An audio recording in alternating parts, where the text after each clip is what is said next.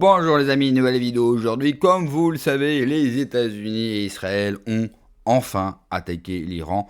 On s'en doutait un petit peu et je vois beaucoup de gens surpris et je suis surpris.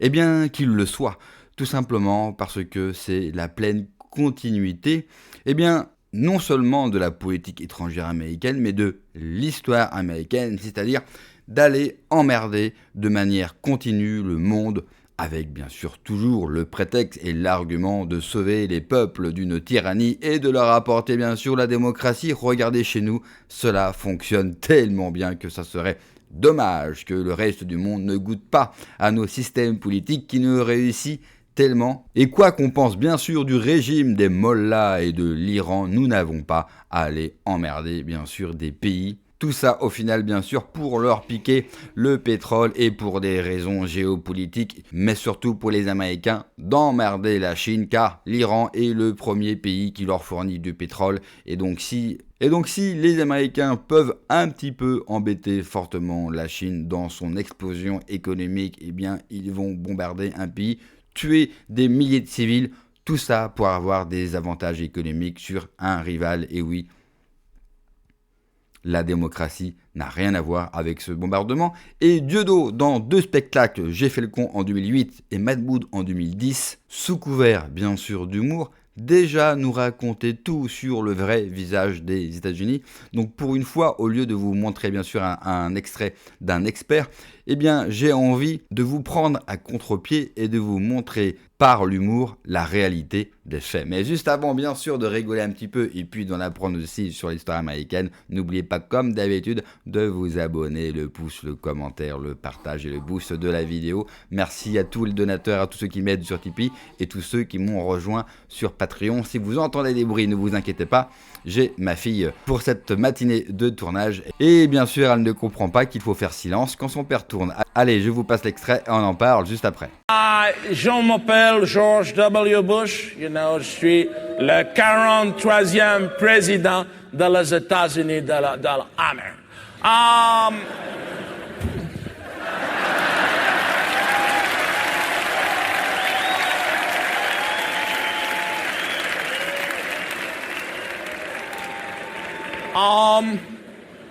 Mon pays, les États-Unis de l'Amérique, se bâtit sur le plus gros génocide de l'histoire du monde, le massacre des Indiens d'Amérique.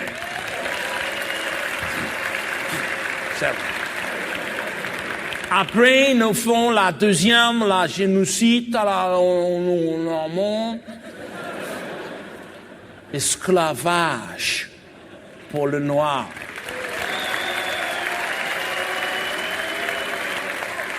Nègre.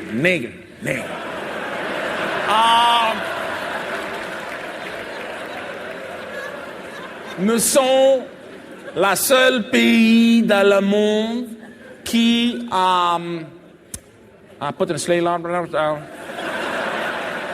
jeté le bombe atomique sur des civils.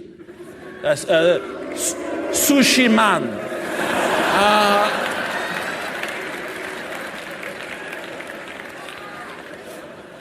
Nous sommes le pays de la mensonge. Toujours nous mentir. Je étais élu, élu, c'est un gars élu. Fucking language. J'ai été élu en trafiquant le vote électronique. Avant, j'ai pas élu. J'ai élu.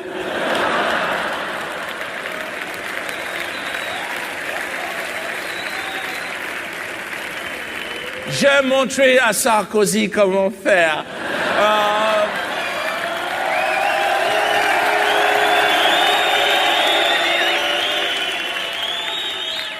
Nous avons organisé l'attentat le 11 septembre.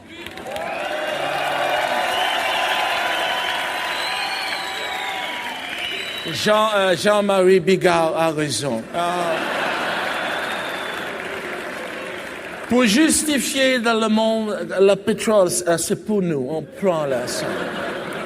Nous faisons les millions de civils morts dans le monde au nom de Jésus-Christ. Nous sommes la merde. Et le drapeau des États-Unis aujourd'hui le torche-cul dans le monde. Mais non, non, messieurs de l'industrie de l'armement, non. Moi, président des États-Unis, je ne vais pas au Conseil de sécurité des Nations Unies pour dire que l'Irak a l'arme de la destruction massive.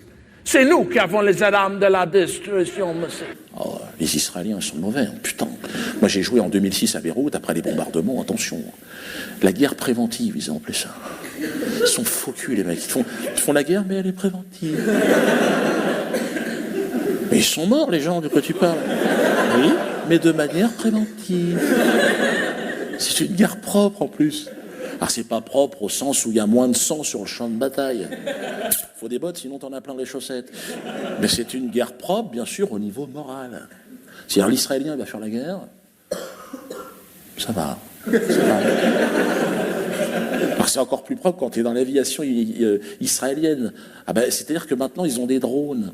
Comme aux États-Unis. C'est-à-dire qu'il n'y a même plus de pilote embarqué. Alors c'est propre, t'es chez toi, t'as un joystick, une coupe de champagne.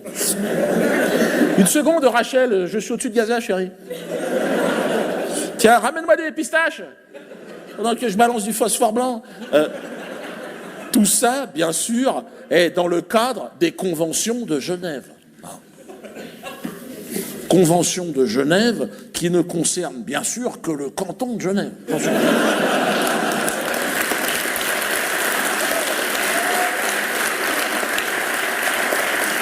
En dehors de Genève, open bar. Là, phosphore blanc chantilly pour tout le monde. Sous l'œil attentif, tout ça, de l'ONU.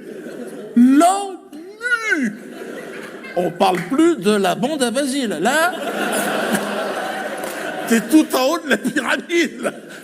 Bon, des collègues humoristes à moi, putain. À chaque fois qu'Israël est impliqué dans une merde, c'est-à-dire toutes les semaines, moi je ne loupe pas une intervention de l'ONU, c'est à se taper le cul par terre. Après les flottilles, Gaza, tout ça, il y a toujours un mec qui arrive à l'ONU. Non! Cette fois-ci, il y en a marre!